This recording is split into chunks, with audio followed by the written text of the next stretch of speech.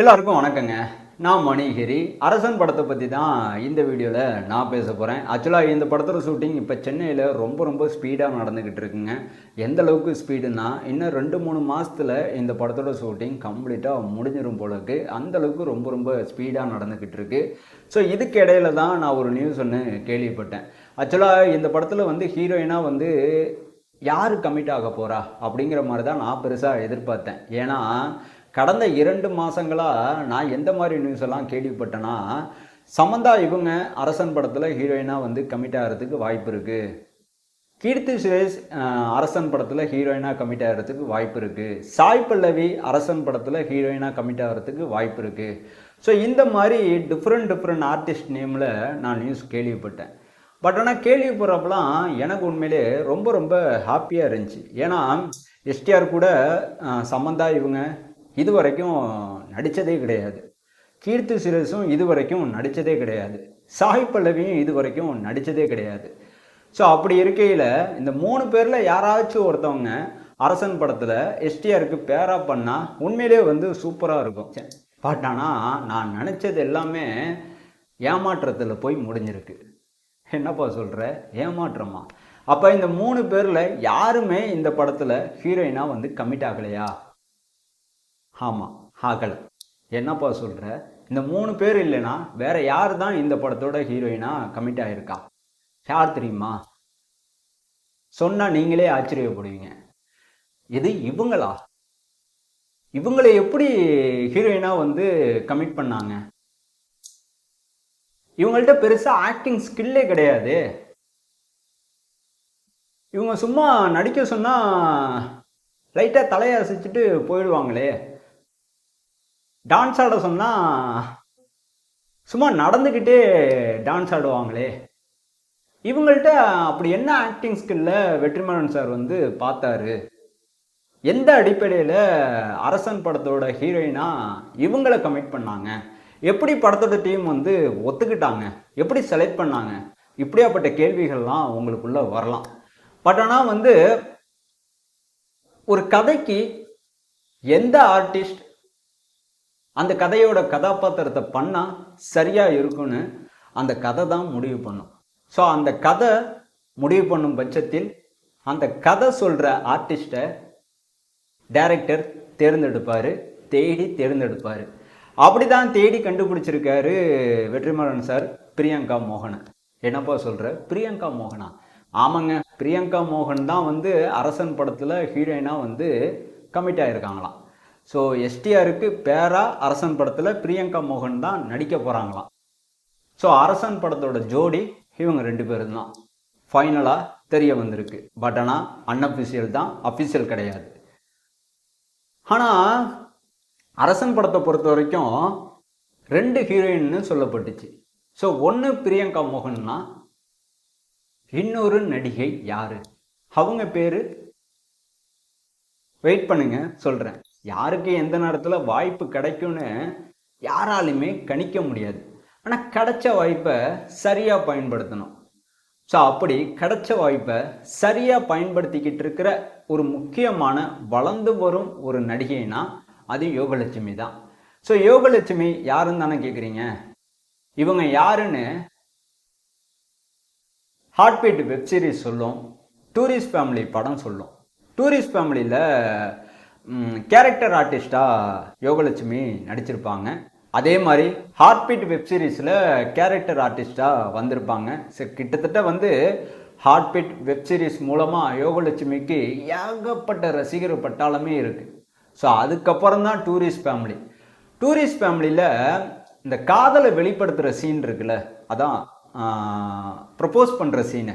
So அந்த சீனை வந்து இன்ஸ்டாகிராமில் ரீல்ஸாக போட்டு ஏகப்பட்ட பேர் யோகலட்சுமியை பிரபலப்படுத்திட்டாங்க. ஸோ ரொம்ப க்யூட்டாக நடிக்கக்கூடிய ஒரு நடிகை, மாநிறமாக இருக்காங்க. இதுதான் ரொம்ப கவனிக்க வேண்டிய ஒரு விஷயம். ஏன்னா தமிழ் சினிமாவில் பார்த்தீங்கன்னா ஒரு படத்தோட ஹீரோயினாக, அதுவும் முக்கியமான நடிகர்களோட படத்தில் ஹீரோயினாக நடிக்கணும்னா கண்டிப்பாக அந்த நடிகை வந்து மாநிறமாக இருக்கவே கூடாது. செவன்னு இருக்கணும், பளன்னு இருக்கணும், மாம்பழ கலரில் இருக்கணும், சுண்டுனா ரத்த வர அளவுக்கு கலராக இருக்கணும் அப்படிங்கிற ஒரு ஸ்கின் டோனை வச்சு தான் வந்து ஒரு நடிகையை வந்து தேர்ந்தெடுப்பாங்க. ஆனால் மற்ற டைரக்டர் அப்படி தான் தேர்ந்தெடுப்பாங்க. ஆனால் வெற்றிமாறன் சார் வந்து ஓரளவுக்கு நடிக்கக்கூடிய ஒரு நடிகை இருந்தாலும் அந்த நடிகை வந்து தன்னோட ப்ராஜெக்ட்டுக்கு வந்து செலக்ட் பண்ணுவார். அப்படி தான் இவரோட ஆரம்ப கட்ட படங்கள்லேருந்து விடுதலை 2 வரைக்கும் ஆர்டிஸ்ட் அப்படி தான் செலக்ட் பண்ணிட்டு இருக்காரு. ஸோ அந்த வரிசையில் தான் யோகலட்சுமியும் அரசன் படத்தில் ஜாயின் பண்ணியிருக்காங்க.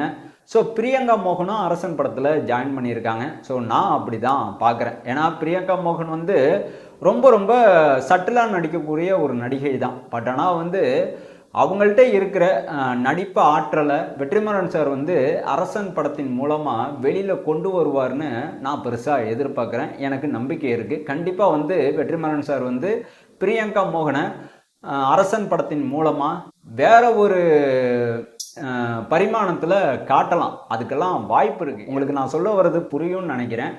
கிட்டத்தட்ட வந்து நான் எதிர்பார்க்காத ஒரு விஷயம் என்ன தெரியுமா, வெற்றிமாறன் சார் வந்து இதுக்கு முன்னாடி இவரோட படத்தோட ஷூட்டிங் நடக்கிறப்ப பார்த்தீங்கன்னா அப்போ என்ன தேவையோ அந்த சீனுக்கு மட்டும் ஸ்பாட்டில் உட்காந்து கதை எழுதுவாப்புல. அதாவது படத்தோட ஷூட்டிங் ஆரம்பிக்கிறதுக்கு முன்னாடி படத்தோட கதையை எழுதிட்டு அந்த கதைக்கு திரைக்கதை பண்ணுற ஒரு டைரக்டர் வெற்றிமாறன் சார் கிடையவே கிடையாது.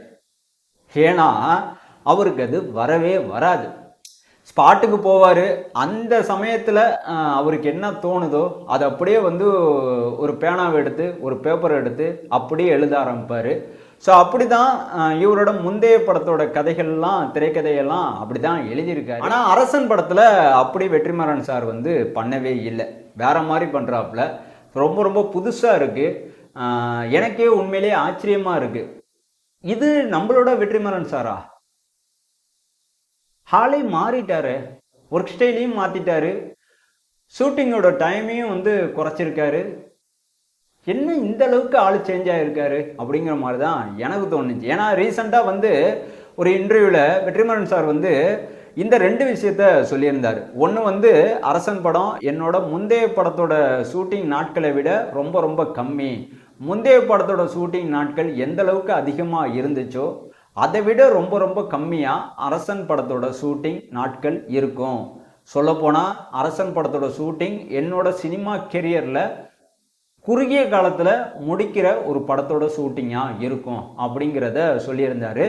ஸோ இதுக்கு தான் நான் சொன்னேன், வெற்றிமாறன் சார் வந்து இந்த அளவுக்கு சேஞ்ச் ஆகிட்டாரு. ஸோ இந்த அளவுக்கு தன்னோட ஒர்க்கிங் ஸ்டைலை வந்து மாற்றிருக்காரு. ரொம்ப ஆச்சரியமாக இருக்குன்னு நான் சொன்னேன். இதே மாதிரி தான் அரசன் படத்தோட முழு கதையை எழுதிட்டு அந்த கதைக்கு திரைக்கதை பண்ணிட்டு ஒரு பாண்ட் ஸ்கிரிப்ட் ஒன்று ரெடி பண்ணி ப்ராப்பராக பக்கா ஸ்டோரியோட ரெடி பண்ணி வச்சுக்கிட்டு அதுக்கப்புறம் படத்தோட ஷூட்டிங்கை நான் ஆரம்பிச்சிருக்கேன் அப்படிங்கிற மாதிரி வெற்றிமாறன் சார் வந்து ரீசெண்டாக ஒரு இன்டர்வியூவில் வந்து சொன்ன ஒரு ஸ்டேட்மெண்ட். இந்த 2 ஸ்டேட்மெண்ட்டும் பார்த்தீங்கன்னா வெற்றிமாறன் சார் வந்து சொல்கிறப்ப எனக்கு உண்மையிலே வந்து ரொம்ப ரொம்ப எப்படி சொல்கிறதுனா செம்ம சர்ப்ரைஸாக இருந்துச்சு. ஏன்னா இதுக்கு முன்னாடி வெற்றிமாறன் சார் வந்து ரொம்ப ஹெட்வெயிட்டாக நடந்துப்பாப்புல.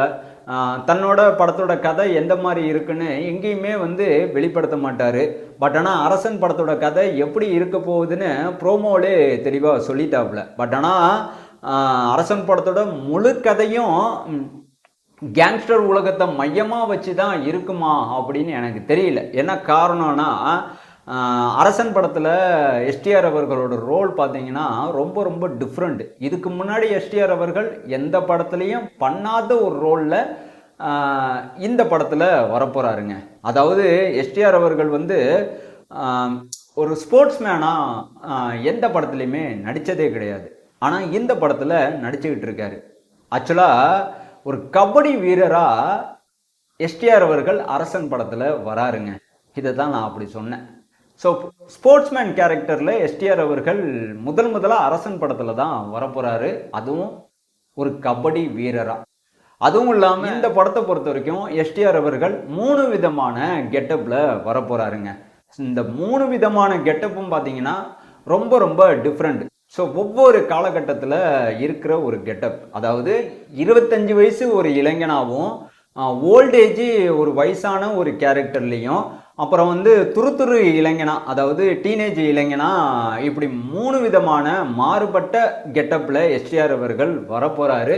ஸோ அதுக்காண்டி அந்த கேரக்டருக்காண்டி தன்னை மாற்றிக்கிறதுக்கு எஸ்டிஆர் அவர்கள் தயாராகிட்டாரு அப்படிங்கிற மாதிரி சொல்லப்படுது. ஸோ கிட்டத்தட்ட வந்து எஸ்டிஆர் அவர்களை பொறுத்த வரைக்கும் அரசன் படத்தை ரொம்ப ரொம்ப நம்புறாப்புல. அதே மாதிரி தான் வெற்றிமாறனும். ஸோ என்ன செய்ய போகிறாங்க, என்ன பண்ண போகிறாங்க, எப்படி உருவாக்க போகிறாங்க அப்படின்னு யாருக்குமே எதுவுமே தெரியல. பட் ஆனால் கேள்விப்படுற ஒவ்வொரு விஷயமும் உண்மையிலே வந்து ரொம்ப ரொம்ப இன்ட்ரெஸ்டிங்காக தான் இருக்குது. இந்த படத்தின் மேலே ஒரு விதமான ஆர்வத்தை தூண்டுற மாதிரி தான் இருக்குது. அரசன் படத்தை பொறுத்த வரைக்கும் ஹீரோயினாக வந்து கமிட்டாக இருக்கிறது பிரியங்கா மோகன் அப்படிங்கிற ஒரு விஷயத்த நான் உங்ககிட்ட சொல்லியிருக்கேன். பட் ஆனால் இது அன்அஃபிஷியலான ஒரு விஷயந்தான், அஃபிஷியல் கிடையாது. ஸோ அஃபிஷியல் இன்ஃபர்மேஷனுக்காண்டி உங்களை மாதிரி நானும் வெயிட் பண்ணிகிட்டு இருக்கேன். ஸோ இதை பற்றி நீங்கள் எது சொல்கிறதா இருந்தாலும் கமெண்ட் பாக்ஸில் தெரியப்படுத்துங்க. இதுக்கு மேலே பேசுகிறதுக்கு எதுவுமே இல்லை. நான் உங்களை அடுத்த வீடியோவில் கண்டிப்பாக வந்து சந்திக்கிறேன். தேங்க்யூ.